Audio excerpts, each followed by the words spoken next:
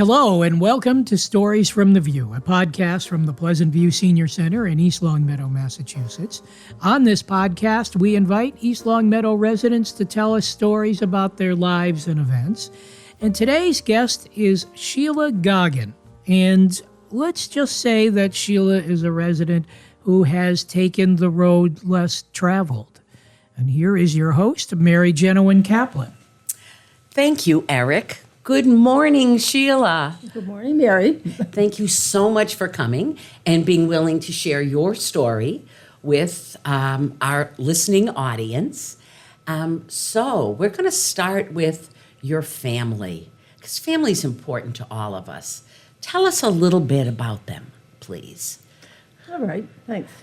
Well, I guess I didn't think of my family as being any different than anyone else, because I didn't actually go into other families. We lived, when I remember, by being a kindergartner, we had moved from downtown Beverly to another area, because we had lived, when I was born during the war. I was born at Fort Dix, New Jersey, and my father had volunteered. He was 50 years old, and it was that time, and he had merchandising experience.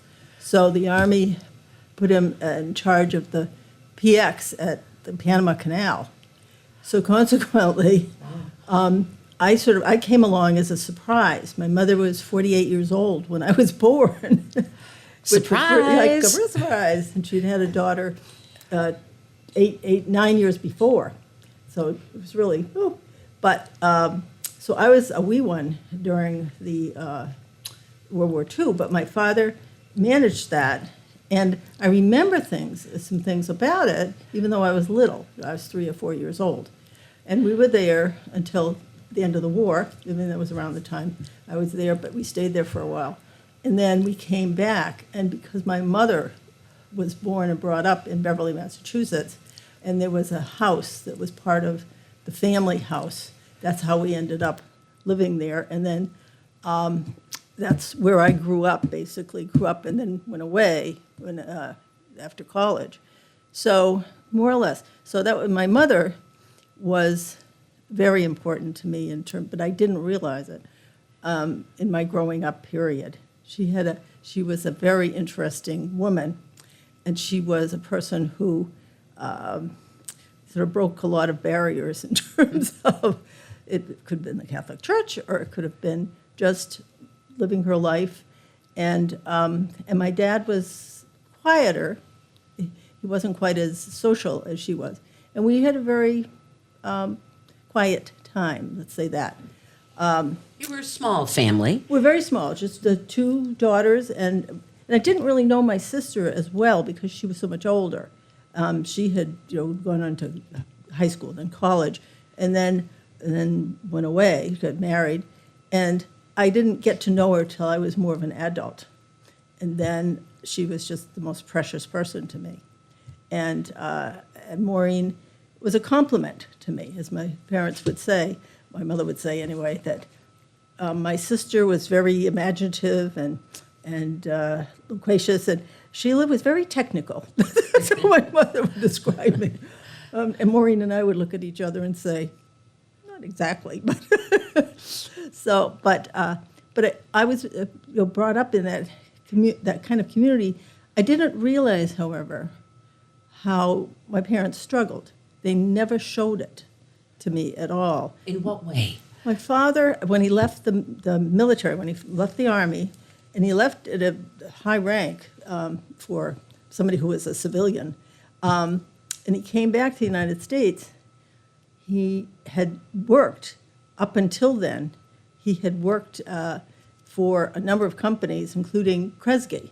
He had been a major employee. He'd go to different places. In fact, he worked at the store that they had at Kresge here in the Springfield area. Oh, sure. In fact, that's when he met my mother. Yeah. Yep. So, but at that time in the 50s, companies were allowed to say, Bill, you have fabulous credentials, but you're too old. And so he never got a job again after that. Wow. And so, and I didn't. Ageism. Yeah, it was exactly that. And, but I didn't know it really that. And, I knew he didn't have a job he went to every day, although he tried to get some jobs. So they obviously struggled because they were putting my sister through college at that time, but thank goodness, I was 9 years younger, so they didn't have to worry about it at that time till later. And my mother was a teacher. She had been trained as a teacher at the Salem Normal School, they called it, back in the early 1900s. But she dusted off her license, and then she went back to work. And so my parents were hard workers, but they just, they were very loving. We didn't have we had a very nice house. They had a house built in an area of Beverly, and that's where I grew up.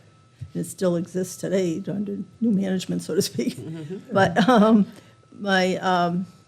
But I did take it for granted because many things, because I just didn't know how other people lived. And I was an only child, really, in most cases, because Maureen wasn't around. But my father was quiet. He loved to read.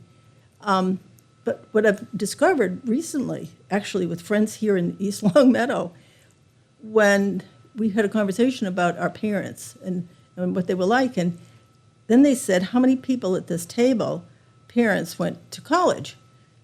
And I had to put my hand up because my mother went to college and my father went to college, and this was back in the early 1900s.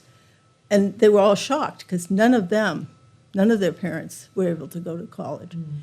And I said, I grew up with this, that my my grandfather, whom I didn't know, but my grandfather was an immigrant from Ireland. He brought his brother over, and they came to the area around the Beverly area because they had an uncle that was there. So, but he left Ireland in dire times, and he also left it, in terrible times when the British wouldn't let the Irish Catholics even go to school. And so it was just so revealing that he became a journeyman and he became a Mason. And then he brought up 5 children, of which my mother was one of them. She was the first. And so schooling was very important to him. So he had every one of the 5 children went to school in some kind of work and profession. 2 were nurses, my mother was a teacher, and the 2 sons were in merchandising or business. And so consequently, that was my mother's. She was able to go to Salem Normal School because it was free if you stayed in Massachusetts and taught. And so that's how she got her degree. And then she taught for a number of years and then stopped for a while and then came back and did it again. And then my father, to my surprise, now that I've done some ancestry work, but when I think of the time he was in, his father was a tanner, I think, and they were from Marlborough, and his father emigrated too to the new country of the United States, and he lived in Marlborough. I haven't actually seen the house. I intend to, but I know where it is, and he was known in high school of being a really good football player, because we have some photos of the newspaper. And so then he got transferred to St. John's Prep in Danvers, which is a long distance from Marlborough. How that all worked and happened, and this was back in the early 1900s, very early. So, but he didn't really talk about it that much, but he talked about football. Then he went from there to Northwestern for a year. And again, he was a football player, but he was in college. And then he transferred to Georgetown, ultimately. And that's where he stayed and got his degree in merchandising business and then moved on from there. But it just never, those were the 2 examples that I had in my family where to them, getting education was important, but they never forced it on me. But they expected the 2 daughters to go on to school and find something you wanted to do. So did you? Yeah, I did. What I did, my sister became a teacher, And then and then she married, and she went away for a while and did some interesting things with her family. But when I went to college, I chose a school in Boston. I was dating somebody from the area, and that was convenient, but that wasn't the reason I chose it. But it was an all-women's school, an all-women's college, and I had never had that experience. So I said, oh, this could be kind of interesting. And right there in downtown Boston was a fabulous place to have college. I mean, because Beverly's it a was nice community, but downtown Boston is for young beautiful. people. Yeah, it's right near the Fenway. So, I went to college there, and it was during the era in college that the feminist movement really took precedence over a lot of other things. And surprisingly, I mean, even though it was a Catholic women's college, many of the nuns were very progressive, that were very influential in explaining to us how important it was for them to get some kind of focus and career, even if they got married. But it wasn't predicated that you'd always get married and have children, and that was a good thing because that wasn't what my direction was. But and when I think now of Emmanuel, because I've watched it was Emmanuel College in Boston, and what they've done, we had a superb president for years, and she only just retired, I guess, a few years ago. She was the longest standing, I guess, in the United States at 40 years or something. But she was really brilliant. She was a businesswoman. And it's only 12 acres. It's a small capacity, but it's right near Harvard Medical School, right next to Beth Israel Hospital. So it's really a very attractive place. And consequently, it was so interesting to be there and to meet, a lot of women. And so the one thing I kept saying that I didn't want to do, I wasn't sure what I wanted to do, but I was never going to be a teacher. Okay. And I have to say this with that, Your mother was a teacher, your sister was a teacher, but not Sheila. Not Sheila. No, I wasn't going to do that. So, famous last words. So, consequently, by senior, and I majored in biology because I really liked. And you're technical. Well, yes, Yeah. and exactly Scientific. That's right.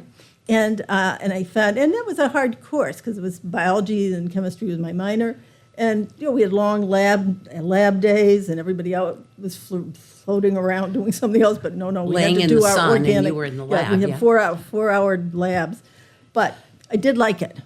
However, and I thought I was going to go to graduate school because I went to Marquette University for the summer before my senior year, and I got all excited about grad school and PhD.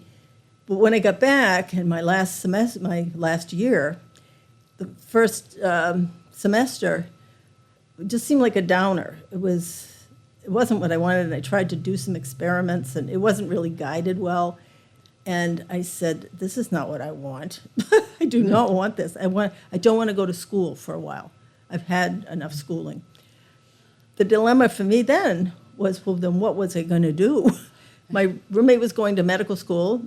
One of my best friends was going to grad school. Another was going to a PhD program. So they were all set.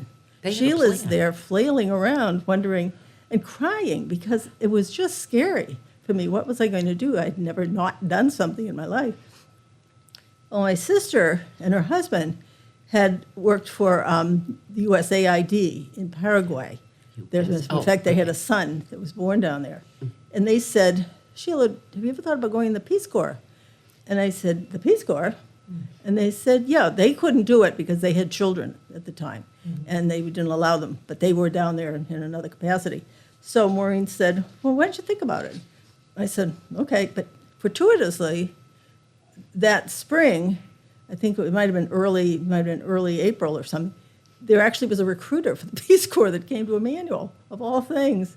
So I talked to the person, and she said, well, just fill in the application. and then wait. Oh, she was a good recruiter. I Oh, like she that. was. Just fill out the paper. Fill the Yeah, paperwork. let's see how it goes. Well, she knew a little bit about me, and her job there was to recruit people. So, but by the end of April, I actually got an offer. I came back and I said, they want me. And I wasn't sure what it was going to be, but I said, oh, I might have a job. And actually, the irony is that it was a job, and it was in a place I had never heard of, so I ran to a book, an atlas, to see where Colombia, South America was. And then it said you were going to be part of a whole training group, and ironically, the training group was going to be in Boston. I expected it to go to California or someplace See the else. world, yeah, Right. no. So I was going to move out of Boston and then move right back into Boston 2 weeks later, but that's okay. But it was a group where Colombia had approached the United States. The Peace Corps at that time was pretty new, because this was 1967. Yeah. And so it had only been in existence for less than 10 years, I guess. But they had, formal programs, and it was very well done. So when I told my parents where it was, and they had to scurry to get the directory as well, they were not quite as enthusiastic as I was for the time being, but never said a word. Never said a word about it. Were you bilingual? Did you speak Spanish? Oh, that's a sad story. No, but in the summer, during that training time in the summer, it was intense. We had 5 hours of training every day in Spanish. Oh. And I was part of the slowest group. There were four of us. Because they finally parsed us out, realizing what our capabilities were. Because some people already had Spanish capability and all. But four of us struggled together, because I am a person who needs to be able to see, not just hear, in my learning style. And their style was just the opposite. It was only lingual. It was only descriptions, and you could describe something, but you couldn't actually see it. And the four of us just struggled so much. And so... For 5 hours a day. 5 hours a day. And then you had to study at night. And that included other things you had to do during the day to learn about Colombia and learning about strategies and all that. So anyway, but the one thing that I had always said, as I mentioned before, that I wasn't going to be a teacher. But the group was intended to be teachers of teachers. The Colombian Ministry of Education had asked the United States if they would send volunteers who were in very specific areas: biology, chemistry, physics, and math. They didn't want anything political. They wanted to make sure that the teachers, and teaching in Colombia was very primitive, very primitive. They wanted to try to improve the educational system. And if you ask, well, why didn't Colombians do that? That's because somebody with our credentials, for example, even graduating from college, Colombian people at that time would never work with, other people less qualified than they were, because Colombian had a lot of wealthy people, but had many, many poor people. It was a big gap. Yes, huge gap. And they also didn't have any capability of. Well, I'll go into that later when I tell you a little bit about the Peace Corps. But so consequently, the training that we underwent was to orient us to a whole new environment. And it was to learn socialization, and the culture shock was not supposed to be as great if you really understood it. So what they did is they decided, instead of getting on a campus, which is the traditional way the Peace Corps used to train people, they put us in downtown Boston in the South End, which 50 years ago doesn't look like the South End today. Much different. And it was true. We were the minorities, and the other people, had to look at us like, what are you doing here? Why are you on our streets? And so it gave us a real empathetic feeling of what it was going to be like when we were going to go to Colombia and be foreigners to begin with. And our jobs were to really connect with Colombians, and in various cities, they were going to position us. Each one of us had a different specialty. So in Colombia had a lot of major cities. For a country in Latin America, they normally only had a few major cities, but Colombia had at least 11 major cities. So so we were part of a group where I represented biology, someone else represented math, and You were like physics. early STEM Yes, before STEM that's exactly existed. right. I like that, yeah. And the goal was to try to improve the the performance of not just the teachers, but the children. Mm-hmm. The poverty there, though, was such that the children in elementary schools, the elementary schools were very, very poverty-stricken. They had no books. They had no writing materials. Mm-hmm. They had nothing. They were doing 4-hour labs. Nope. And so our job, which made it so challenging, was we were supposed to design programs, design things that people could use to teach, which was a wonderful way. And they helped us learn how to do it. We made the smallest microscope, tiny microscope in the world, with a couple of pieces of balsam and the cap from a Coca-Cola bottle at the time, and a screw, and a tiny, and I think it was Corning had given us tens of thousands of little beads, which you could use, and it put enough light in you could see through it, just like a microscope. Mm-hmm. So this is one of the things that they taught us to do and create, to be able to give it to the Colombian teachers and show them how to use it with their children. So, so it was an educational experience for all the volunteers, and we loved it. But of course, meanwhile, we were supposed to be learning the Spanish, and it was really becoming adjusted to being in a different culture. That was the whole point of it. Yeah. So when we went down there, so we didn't have the culture shock that a lot of people do when they go into another country and they find it just different. Because we had classes on the history of Colombia. Colombia had a lot of issues prior to our going there. There was a quiet time at that time because they had the presidency was alternated every 2 to 4 years. I mean, they didn't have the fighting, and they also didn't have the drugs then that they subsequently had to deal with. But it was a wonderful, wonderful experience. And that's when I learned that I liked to teach.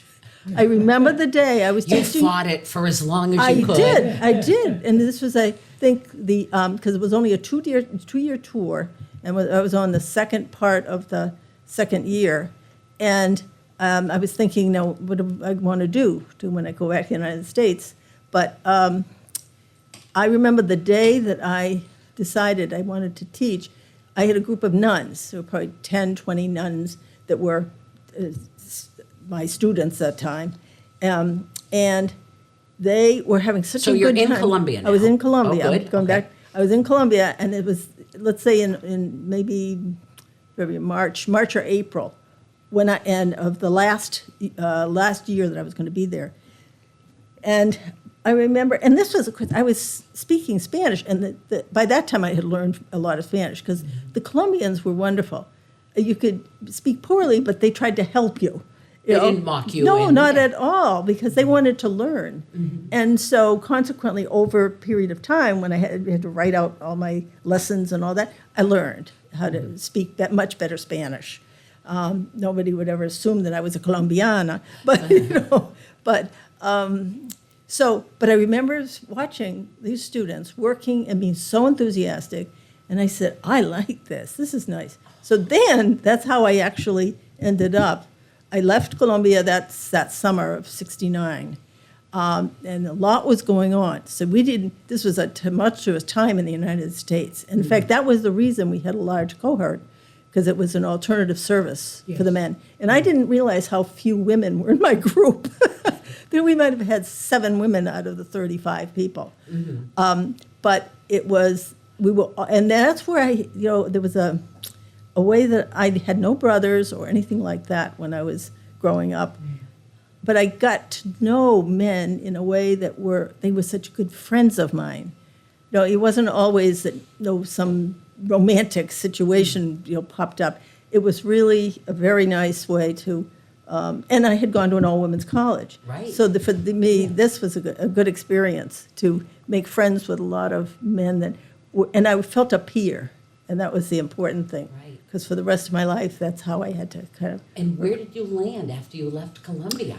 Well, I decided then, in order to get a job in the United States, I had to have a license. Mm-hmm. And so I ended up getting a fellowship, actually, at Johns Hopkins in Baltimore. Pretty impressive, yeah. Well, the thing is, it was interesting because I looked at it and then I said, do I want to go there? No, there was one at Harvard, I think, and I said, I went to school in Boston. Baltimore might be an interesting place for me to try. So I went there, and it was hard. I was, taking the same classes as all the students, and but then as part of that program, you had to have taught for half a year in order to get certified and to get my degree. So I was hired by the school in Maryland. They do it by counties. So you apply to a county, and then they determine where you might be going. So, and I stayed there for 6 years. I really enjoyed teaching. What level were you? I was teaching advanced freshmen, and then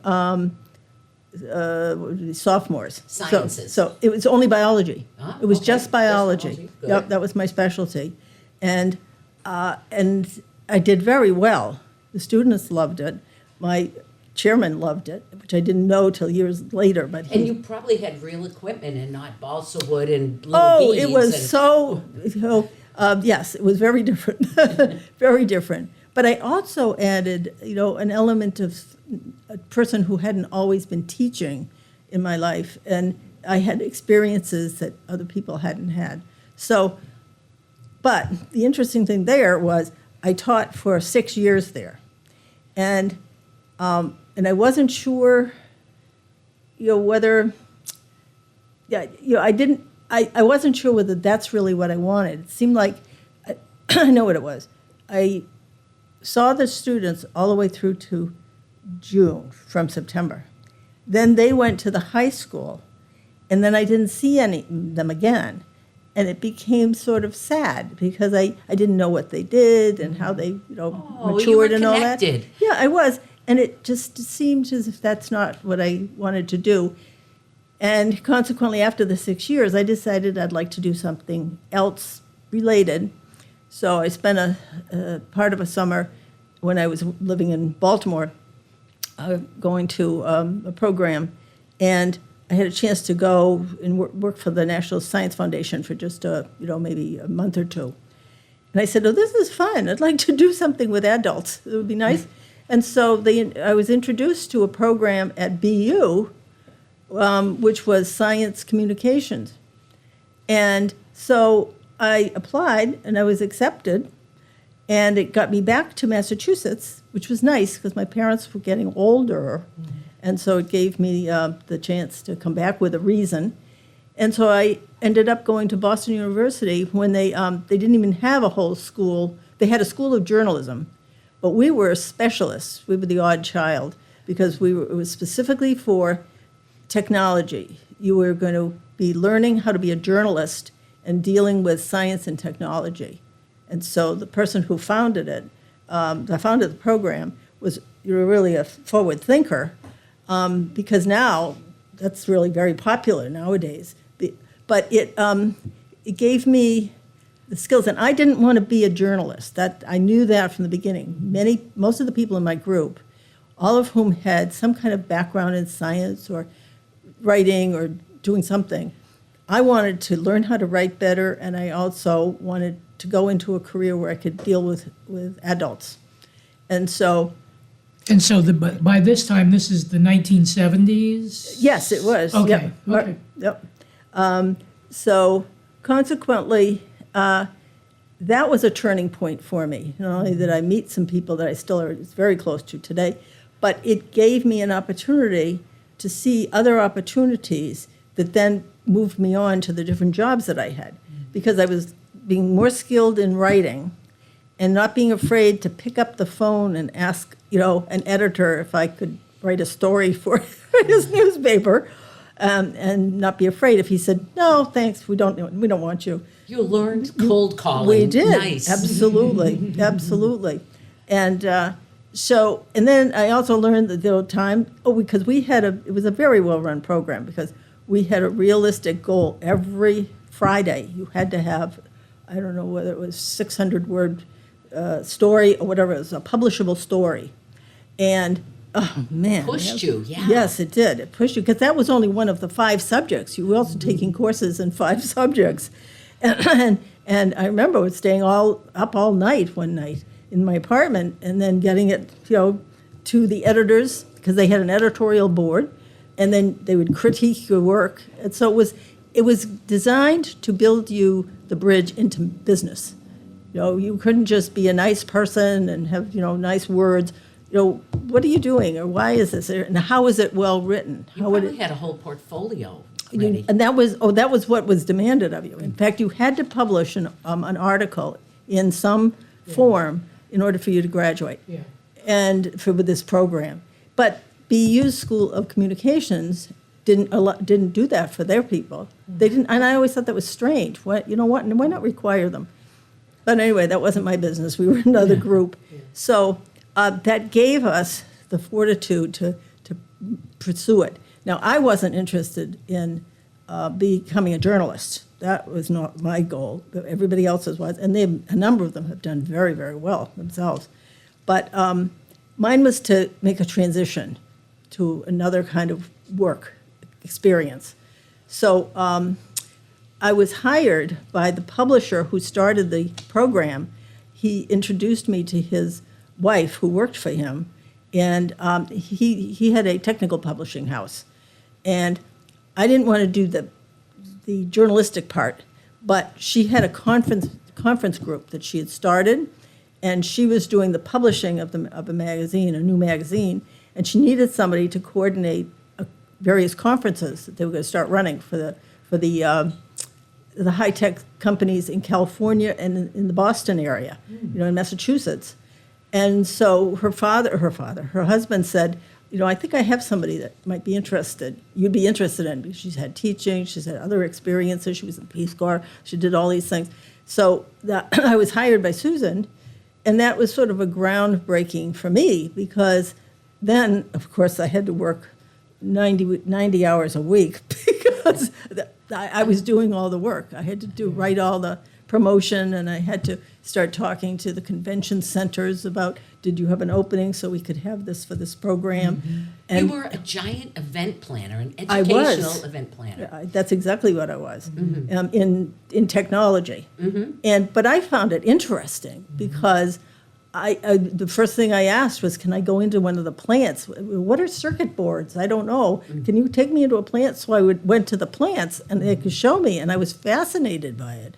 It was so interesting. And so the companies that we were selling the trade show to were those companies, and this was test equipment for testing the electronic products. So this was a new area. And to me, it was fascinating. I wouldn't want to do it myself, but I was fascinated to communicate it to other people. So that's how I got, I made the bridge between being a teacher into now getting into business. And so I was with that company for at least 3 years, and we did hire more people. Sheila couldn't do it all because it started to grow. It was very competitive. But I was doing a lot of traveling back and forth to the West Coast and to around the Massachusetts area, because that's where the business was at that time. And then from there, but it was an entrepreneurially run company, and that, I don't know whether any of you have worked for any, but with very strong owners. And I thought to myself, gee, I wonder if there's a way I could see another company. And so I did. I found another company where I became a marketing manager. They were a training firm for the oil industry, of all things, because that was booming in the 80s. That was a really big and booming industry. So because of my background as teaching and as journalism and working for this conference and all that, they hired me. And so I got a chance then to do a lot of traveling because our clients were every major oil company in the world that you could think of. It's all the ones that, a company like Venezuela, that was one of our clients. And everyone in the United States was a client because we were building educational products that they could use with their employees who were very sophisticated, but people were trying to learn how to determine where oil should be identified, where is the best place to have an oil rig. And so you had to know a lot of knowledge about that, and that's what the expertise was in this particular firm, because the president he had a PhD in petroleum technology or something. So I got to learn a lot about the oil industry and got on an oil rig, but I got to travel around the world too at that time because of the fact that every major oil company around the world was a potential client. Then it was fun to meet them and for them to meet us. I was representing IHRDC, the company, and then finding out did they want we had a stable of very well-known people whose expertise was in oil production and everything from being a geophysicist to determine where you could actually find the oil underground to the people who would geologically understand and know how to get it, and then the petroleum engineers who really knew how to get down. So there were 3 different categories of people that all oil companies needed, and they wanted their people to know the best techniques. So we were the integrator of all that. And how long did you stay there? Well, I stayed there for about 3 years. And where did it bring you to? That's when I decided I wanted, before I ever retired, and I didn't know when that was going to be, I wanted to work for a bigger company. I had had 2 small entrepreneurially run companies where, sometimes the politics and the creativity there was not what I expected. So I decided I would apply to companies, and what did they call them? Somebody who goes searching for Headhunters. a headhunter. Yep. So a headhunter who happened to know me said, I think I have an in at Digital Equipment Corporation. I didn't know who Digital was at the time, and he said, let me find out. And lo and behold, a couple of weeks later, I was given an offer to them in their worldwide sales training and development program, which was here in Massachusetts in and around Maynard and other places, actually, all along 495. And to me, it sounded very interesting. Not only there was stability, but I would also get a lot more bennies than I ever did with these 2 small companies. They didn't even have any kind of way you made any money at all. So I was hired right away because I had a business background, I had an educational background, I had an international background. So they were really happy to have me. And I was creative too in thinking about these. But it was the time of the era when I grew up with typewriters. So what did I know? Whenever I sat down at one of their little areas in my office, and they showed me how to use a computer, and I typed it in, typed in some text and blah, blah, blah, blah. Then they said, shut it off, and I did. And then they said, turn it on again. And I remember the day, and this was a long time ago, I said, it's still there. Oh, my God. Oh, I can change it. I can erase it. I became not knowing a lot about how it all worked, but I was so excited about the fact that I didn't have to use, the white tape and paint and all that anymore. Oh, I remember typewriters. I empathize with you, yeah.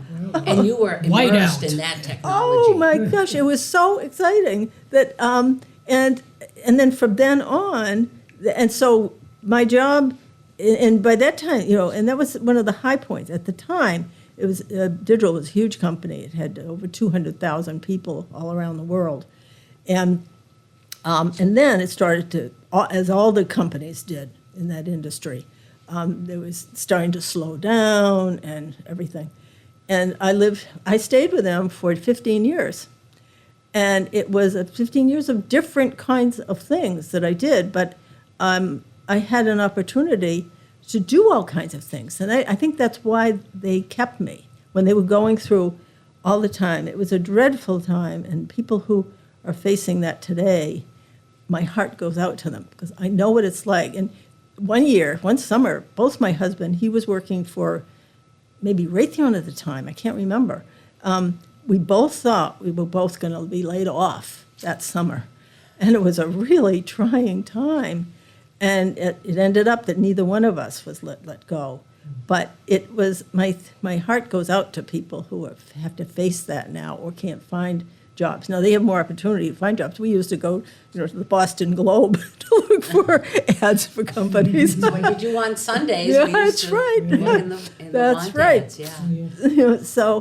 But I stayed there for 15 plus years and had a wonderful time. I got to travel all around because I ended up being a worldwide training manager in a very specific section of salespeople they had. My salespeople were working with third parties and what we had to train them is to talk in the language of the business of your client, of your customer, not this technology or digital, because digital can do anything for you, but enable them to learn a business of business. And so I developed a whole program that many of the salespeople years later told me when they changed jobs or they even left the company, they took my stuff with them because they thought it was so valuable. So it gave me a sense of direction that was just different. And it was what I had been building on over all those years of the education and the ability to communicate with people in different industries, which I thought was fascinating. I think we just hit on it. Your accomplishment.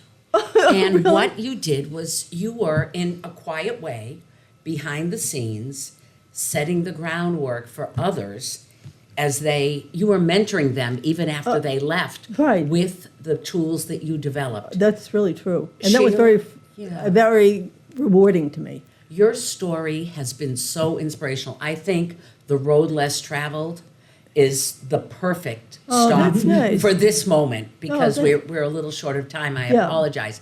Thank you so Oh, you're much. very welcome. Hearing all of this, so would you encourage others? I'll just ask for a small close here. Encourage others to try something a little different or look for a new experience or... Well, in this day and age, a lot of people have to do that because of whatever. Let me just tell you the final story. This didn't end. Okay, this is the close. It's the Yeah, closing. like it. Yeah. And my husband called it the bookends of my life, and I thought that was perfect. Oh, I went he's a back to poet. teaching the last 10 years, and when we moved to Lowell, and I didn't want to travel, I didn't want to commute, so I went back and I was hired immediately, and I had a marvelous 10 years of teaching until 2014. High school. Oh, Yep. Biology? And biology. Yep. And yeah, Full circle. full Wow. circle. Lisa calls them the bookends of my life. We're front and back. Yeah. I bet your last 10 years were different from your first. They were, because I'd been a mother. I had traveled. I was a businesswoman. And the kids appreciated this. Oh, my God. And I was a lot more patient that, they were crazy people, but they had to do this work, and they really appreciated it in the end. They were like, oh, Miss Goggin's class. But You wove them a rich tapestry from which to work from. yeah. Thank you so much for Well, coming you're in very today. welcome. Yeah, thank you, Sheila. Well, yeah, interesting. Yeah.